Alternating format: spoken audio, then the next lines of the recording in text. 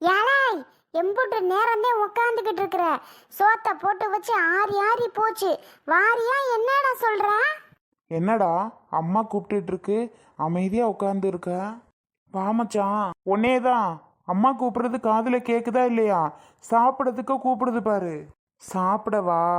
அது ரொம்ப நேரமா தான் கூப்பிடுது. சாப்பிட்றதுக்கெல்லாம் எங்க மச்சான் மனசு வருது? இப்படியே எவ்வளோ நாளைக்கு தாண்டா காலத்தை ஓட்டலான் இருக்க? வா, இப்படி இதுல ஏறி உட்காரு. இல்லை மச்சான், பிள்ளைய ஸ்கூல்ல சேர்க்கணும், அதுக்கு நேரம் ஆயிடுச்சு, அதான் நான் போயிடுறேன். பாரு, என் வயசு, நம்ம 2 பேரும் ஒன்றா படிச்சுட்டு தெரிஞ்சோம். இப்போ நீ உன் பிள்ளைய ஸ்கூலில் சேர்க்குற, என் நிலமை எப்படி உக்காந்துருக்கேன்னு பாரு. உன் கொழுப்பு, நீ அந்த பிள்ளையவே நினச்சிட்டே உன் பாட்டுக்கு இருந்தீன்னா அப்புறம் எப்படி? ஆ, பேசாம அழகா அம்மா ஒரு பொண்ணை பார்த்துச்சு, அதை கட்டிட்டு நிம்மதியாக இருந்திருக்கலாம். என்னமோ அதிசயமாக அந்த அமுதா தான் கட்டுவேன்னு சொல்லிட்டு இருந்தா. இரு, இப்படியே ஓட்டு. அந்த பிள்ளைக்கும் ஆனப்பாடு இல்லை, உனக்கும் ஆனப்பாடு இல்லை. உன் கூட சேர்ந்த நாங்கள் பிள்ளைகளை பள்ளிக்கூடமே சேர்க்குற நிலமை வந்துருச்சு. ஏண்டா கேட்குறா? நேற்று கூட நான் அந்த பிள்ளைகிட்ட பேசினேன்டா, சொல்லிட்டு தான் வந்திருக்கேன். இன்னைக்குள்ள முடிவை சொல்றியா இல்லை நான் இதோட முடிச்சுக்கிறவா என்னையன்னு சொல்லிட்டேன். உன்னே என்ன? ஆமாடா, இனி உயிரோடு இருந்து என்ன பிரயோஜனம் சொல்லு? என் வாழ்க்கை இப்படியே போய் நான் வாழ்றதுக்கு பேசாம செத்து போயிடலாம்ல. லூசு மாதிரி உனக்கு தான் பேச தெரியும்னு பேசாத மச்சான். ஆ, கொஞ்சமாவது யோசி சரியா? என்னமோ ஊரு உலகத்துல பொண்ணே இல்லாத மாதிரி அந்த பிள்ளை தான் கட்டுவேன், அந்த பிள்ளை தான் பிடிச்சிருக்குன்னே பின்னாடி லோலோன்னு அலையிற. உலகத்துக்கே தெரியும், அவங்க வீட்டுக்கே தெரியும் அந்த பிள்ளைக்கே இவ்வளோ வயசாயிருச்சு. சரி பாவம், அந்த பையன்தான் இப்படி லோலோன்னு அலையிறானேன்னு அவைய வீட்டில் தான் கட்டி வைக்கிறாவளா பாரு. பாவம், அம்மா வச்சுக்கிட்டே உக்காந்துருக்கும் போல சோத்தை. போய் சோத்தையாவது தின்னுடா. அட போடா, யாரா நீ? மா, அங்கிட்டு மூடி வை, பசிச்சிச்சுன்னா வந்து சாப்பிட்டுக்கிறேன். ஏன்டா வயசான காலத்திலேயே அதையும் போட்டு பாடா படுத்துற? என்ன பண்ண சொல்ற? ஏண்டா தங்கச்சி வாழ்க்கை என்னாச்சு? அதுவும் ரொம்ப கஷ்டத்துல தாண்டா இருக்கு. நகை போட சொல்றாங்க, எங்கே போறது நம்ம நகைக்கு? நான் பொழைக்கிற பொழப்பே சரியில்லை. ஏதோ அன்றாட வாழ்க்கைக்கு சோறு திங்கத்தான் சரியா இருக்குது நான் பொழைக்கிற பொழப்பு. அந்த பிள்ளைக்கு எங்கிட்ட நகை செய்கிறது? சண்டையும் சல்லுமா தான் இருக்கும் போல. அவன் 10 நாளைக்கு ஒரு தடவை விரட்டி விட்டுறான் வீட்டுக்கு. அழுதுகிட்டு வந்துடுது. அண்ணே அப்படின்னே நகை வேணுமாண்ணே, 10-15 பவுன் வேணுமாண்ணேன்ட்டு வருது. நான் எங்கே போவேன்? ஒரு பவுனுக்கே நமக்கு முடியாது. இதில் 10-15 பவுனுக்கெல்லாம் நான் எங்கடா போவேன்? நினச்சி பாரு. கஷ்டந்தாண்டா. ஏன்டா அவன் அப்படி பண்ணுறேன் பிள்ளைய? பாவம், அழகு போல் இருந்த பிள்ளை, கிளி பிள்ளையை கொண்டு போய் குரங்கு கையில் கொடுத்த மாதிரி அதை கொண்டு போய் அவனுக்கு கட்டி வச்சு நகை வேற வேணுமாக்கும். எல்லா பக்கமும் பெரிய கதையாக இருக்குடா. சரி சரி, ஸ்கூலுக்கு போக நேரம் ஆயிடுச்சு, வரேன். ஆ சரி, போயிட்டு வா. நம்மோட தெரிஞ்சவன் இந்தா பிள்ளைய பள்ளிக்கூடத்தில் சேர்க்க போகிறானா? நம்ம ஒன்றும் இல்லை, என்னத்த சொல்ல. யாய், என்னடி ஆச்சு? நான் சொன்னது என்ன ஆச்சு? எங்க அண்ணன் கிட்ட சொல்லிட்டு தானே வந்தேன் போன வாரம். இப்ப திருப்பி இப்ப கேட்டா நான் எங்கெங்க போவேன்? எங்க அண்ணன் 6 மாசம் சொல்லியிருக்கு. 6 மாசத்துக்கு அப்புறம் எப்படியாவது நகையை வாங்கி தரமான்னு சொல்லியிருக்குங்க. போன வாரம் சொன்னேன், இந்த வாரம் தானே உன்னை வாங்கிட்டு வர சொன்னேன். உன்னை யாரடி 6 மாசத்துக்கு அப்புறம் வாங்கிட்டு வர சொன்னது? இந்த வாரம் எனக்கு வேணும். இப்பவே கிளம்பு, உங்க ஆத்தா விட்டு கிளம்பு. எந்திரி முதல்ல. உன் ஆத்தாலும் உன் ஒன்னைங்காரனும் என்ன சொன்னாங்க? எங்க பொண்ணை தாரம் இப்ப கட்டிக்கங்க, 1 மாசம் ஆகட்டும், அவளுக்கு போட வேண்டிய 15 பவுன் நகையும் வண்டியும் வாங்கி வச்சிடறோம்னு சொன்னாங்க. எங்கடி? எங்க எங்க? கல்யாணம் ஆகி 4 வருஷம் ஆக போகுது, இன்ன வரைக்கும் ஒரு கிராமம் வந்துச்சா? ஒன்றும் இல்லை. இங்க 10 பைசா சோத்துக்கு வழி இல்ல, பொழைக்கணும்னு கொஞ்சம் கூட தோணல. என் அண்ணன் பாவம் அன்றாட உழைச்சு அன்றாட சாப்பிட்டுக்கிட்டு இருக்குது. 15 பவுன் எங்க இருந்து தரும்? இவனுக்கெல்லாம் பொண்ணு கொடுத்ததே பெருசு. எப்படி பேசுறான் பாரு. இங்க பாரு நீலவேணி, மரியாதை இப்பவே உன் ஒன்னே வீட்டுக்கு போய் ஒழுங்கு மரியாதையே வர வேண்டிய நகை வண்டியெல்லாம் எனக்கு இப்பவே வரணும். என்னடி சொல்ற? இங்க இருக்குதியா உன் ஒன்னே வீட்டுக்கு போறியா? எங்க பாவங்க, நான் போனா என் அண்ணனும் என் அம்மாவும் என்னை பார்த்து பார்த்து வருத்தப்படுறாங்க. வேண்டாங்க, ரொம்ப கஷ்டப்படுறாங்க, சாப்பிட மாட்டேங்கிறாங்க, ரொம்ப கவலைப்படுறாங்க. என்னை நீங்க அடிச்சு கொன்னா கூட பரவாயில்ல, இப்படி ஓரமா மூலையில நான் உட்காந்துக்கிறேன். அவங்கள பார்க்கவே மனசுக்கு ரொம்ப கஷ்டமா இருக்குங்க. நான் போகலைங்க, இங்கே இருக்கேங்க. எங்கள் அண்ணன் 6 மாதம் கழிச்சு கண்டிப்பாக எனக்கு நகையெல்லாம் தாரேன்னு சொல்லிருச்சுங்க. அதெல்லாம் எனக்கு முடியாது. 6 மாசம்லாம் நான் ஒத்து வர மாட்டேன். எனக்கு ஒரு வாரத்துல தரணும். இப்பவே கிளம்பு. உன் நொண்ணைக்காரன்ட்ட சொல்லி ஒரு வாரத்துல எனக்கு நகையெல்லாம் வர சொல்லு. போடி, எந்திரி முத, பஸ் வரப்போகுது. உங்களுக்கு வேலைக்கு சோறு போடணுமேங்க, சோறாக்கி கொடுக்கணுமேங்க. நீ ஒண்ணு எனக்கு ஆக்கிலாம் தர வேணாம். நான் ஹோட்டல்ல தின்னுக்கிறேன். நீ கிளம்பு முதல்ல. இந்த கிளவியாவது விடுறான்னு வந்து பிடிக்குதா பாரு. அங்க நின்று வேடிக்கை தான் பார்க்குது. எல்லாரும் என்னை வேடிக்கை பார்க்குறாங்க சுத்தி முத்தி. உங்களுக்கே இது நல்லா இருக்கா? ஐயோ விடுங்க, தயவு செஞ்சு என்னை விட்டுருங்க. இங்க பாரு, கடைசியா சொல்றேன். உன் அண்ணன் எனக்கு அடுத்த வாரத்துல நகை தரல, நடக்கிறது வேற. அவ்வளவுதான். நீ போன போட்டு சொல்லுவியோ நேர்ல போய் சொல்லுவியோ எனக்கு தெரியாது. ஒரு வாரம் தான் டைமு. இல்ல உன்னை என்ன செய்வேன்னு தெரியாது.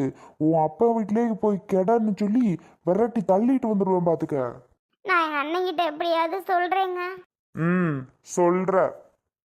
இவர் சொன்னாருன்னு இவர்கிட்ட அடி வாங்கிட்டு இங்கே கூட இருக்கலாம். ஆனால் இவர் போ சொல்கிறாரு. நாங்கள் போய் போய் உட்காந்து பாவம் அம்மாவும் அண்ணனும் என்னை பார்த்து பார்த்து ரொம்ப கவலைப்பட்டு அழறாங்க. அதெல்லாம் பார்க்குறதுக்கு நமக்கு மனசே இல்லை. நம்ம பேசாமல் இங்கேயே இருந்துடலாம்.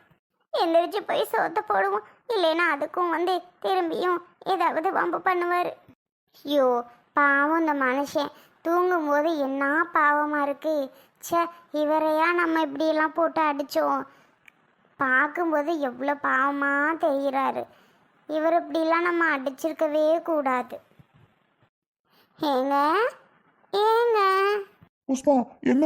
நான் ஒன்றும் பண்ணல. சில்பா கூடலாம் நான் பேசல. ஐயோ, என் கனவுல நீ தான் வந்த. சில்பாலாம் வரல. ஏன் புஷ்பா, எதுக்கு அப்ப என்னாச்சு? ஐயோ, அடிக்க போறியா? அப்போ என்ன என்ன அப்போ? அப்போ நான் எழுப்புனதும் அந்த ஷில்பா பேர் தான் உங்களை வாயில வருது உங்களுக்கு இல்ல? அப்போ அந்த ஷில்பா தான் ஞாபகத்துல இருக்கா இல்ல? யார் சொன்னது புஷ்பா? நீதான். நீ எழுப்புவோம். ஐயோ, நம்ம சில்பா கூட பேசவே இல்லை, வைக்கவே இல்லை, வேணும் எழுப்புற அப்படின்னு சொல்லி எனக்கு பக்குன்னு ஆயிடுச்சு புஷ்பா. வேற ஒன்றும் இல்லை. நான் சில்பால நினைக்கவே இல்லையே. தூங்கி எந்திரிச்சதும் மூச்சுக்கு 100 தடவை சில்பா சில்பான்னு சொல்றீங்க. புஷ்பான்னு கூட உங்க வாயில வரல. நான் சொன்னேன். சில்பான்னு தான் வருது. நிஜமா புஷ்பா? புஷ்பான்னு தான் சொன்னேன். ஆனா சில்பாவும் சொன்னேன். ஏன் சொன்னியா? நான் கூட தூங்கும்போது பார்க்க பாவமா இருக்கே, சரி எழுப்பலான்னு நினச்சேன். ஆனால் எழுப்புனதுக்கு அப்புறம் தான் தெரியுது இன்னமும் உங்களுக்கு நினப்புல அந்த சில்பா தான். புஷ்பா, நீ நினைக்கிறதெல்லாம் தப்புமா. நான் அப்படிப்பட்ட ஆள்லாம் இல்லைம்மா. இன்னைக்கு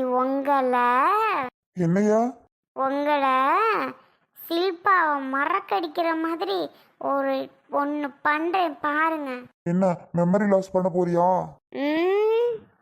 மெமரி லாஸ் பண்ணாதான் அந்த சில்பாவை மறப்பீங்களோ? ஐயோ புஷ்பா, யார் சொன்னது? அப்படியெல்லாம் இல்ல. எங்க அந்த தொடப்பம் இங்க இருந்துச்சு? ஆத்தாடி, தொடப்பத்துல இருக்க போறா. போட்ட இடத்துல டொப்பு டப்புன்னு போட்டானா திருப்பி புசு புசுன்னு வீங்கி போயிருமே. எம்மாடி, நம்ம வாட்டுக்கு வெளியில ஓடிடுவான். செக்காரு வந்துடும். அந்த சில்பா பேர் ஏன் தான் என் வாயில வந்து தெரியல. எதுவும் இவகிட்டே அவளை பேர சொல்லி சொல்லி நல்லா மாட்டிக்கிடுவேன். சரி, அவ போய் எடுத்துட்டு வர்றதுக்குள்ள தொடப்பத்தை நம்ம ஓடிடுவோம். டாய் செல்வா, எங்க போற? நில்லு.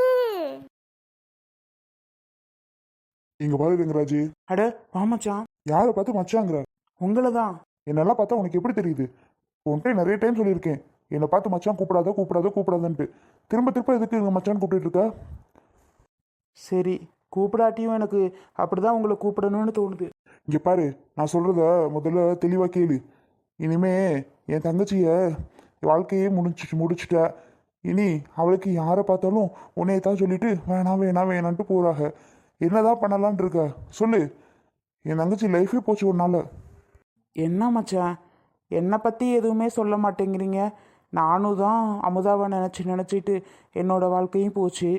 நீ நல்லா தான் இருக்க. உனக்கு என்ன ஆம்பளை, அவள் பொம்பளை இல்லை. எவ்வளோ இதாக இருக்கா தெரியுமா? எவ்வளோ கஷ்டத்தில் இருக்கா தெரியுமா? என்ன சொல்கிறீங்க மச்சான்? அமுதா கஷ்டத்தில் இருக்கா? ஷோ, இங்கே பாரு, கடைசியாக உன்கிட்ட ஒன்று சொல்கிறேன். இனிமே என் தங்கச்சி பின்னாடி போகிற வேலையோ சுற்றுற வேலையோ வச்சுக்கிட்ட நடக்கிறது வேற. என்ன புரிஞ்சுச்சா? எப்படி மச்சான், அது மட்டும் முடியாது என்னால். என்னதான் பண்ணணுங்கிற? சூப்பர் மாப்பிள்ள வந்துச்சு. அதுவும் நீ இப்படி அவ பின்னாடி சுத்துறது தெரிஞ்சு எனக்கு இந்த பொண்ணே வேணான்னு இன்னைக்கு சொல்லிட்டு ஓடிட்டாங்க. என்னதான் பண்ண போறியோ தெரியல. உனக்கு இதான் லாஸ்ட் வார்னிங். இனி அமுதா பின்னாடி சுத்துற வேலையெல்லாம் பார்த்தே நடக்கிறது வேற. என்ன புரிஞ்சுச்சா? சரி மச்சான், என்னால் அமுதா கஷ்டப்படுதுன்னு நீங்கள் சொல்லும்போது எனக்கு அதை காது கொடுத்து கேட்கக்கூட முடியல. சரி, நான் அமுதாக்கு பிடிக்கல அப்படின்னா இந்த உலகத்தை விட்டே போக ரெடி தான். நீ எங்கேயோ போ. இனி இந்த மாதிரி பண்ற வேலையை விட்டுட்டு உன்னோட வாழ்க்கையை தேடி முடிக்கிற வேலையை பாரு. முடிச்சுக்கிறேன். வாழ்க்கையை தானே மச்சான், முடிச்சுக்கிறேன். சும்மா இனிமே அமுதா பின்னாடி திரிஞ்சா நடக்கிறது வேற. அவ்வளோதான் சொல்லுவேன். வந்துட்டாங்க உயிரை வாங்குறதுக்கு. ச்சே, அமுதா பின்னாடி எவ்வளோ வருஷம் சுற்றினாலும் என்னையால் அமுதாவை மறக்கவே முடியாது. இவர் வேணா ஈஸியாக சொல்லிட்டு போகலாம், ஆனால் இன்னைக்கு ஒரு நாளைக்கு பார்ப்பேன். அமுதா அப்படி வந்து என்கிட்ட எதுவும் சொல்லலை அப்படின்னா நான் உயிரோடு இருக்கிறதுக்கே வாய்ப்பே கிடையாது. இன்னொன்று ஒன்று, யாருக்கிட்டையாவது அமுதாவை பற்றியோ எங்கள் வீட்டை பற்றியோ நான் இந்த மாதிரி வந்து உன்கிட்ட சொன்னதை பற்றியோ யார்கிட்டயாவது நீ பேசுனன்னு நான் கேள்விப்பட்டேன். அவ்வளோதான் பார்த்துக்க, சொல்லிட்டேன். ஏன்னா புரிஞ்சுதா? ஷோ மச்சான், நான் யாருக்கிட்டேயுமே உங்களை பற்றி நான் எதுவுமே பேச மாட்டேன் மச்சான். கேள்விப்பட்டேன், நடக்கிறது வேற. அவ்வளோதான் பார்த்துக்க.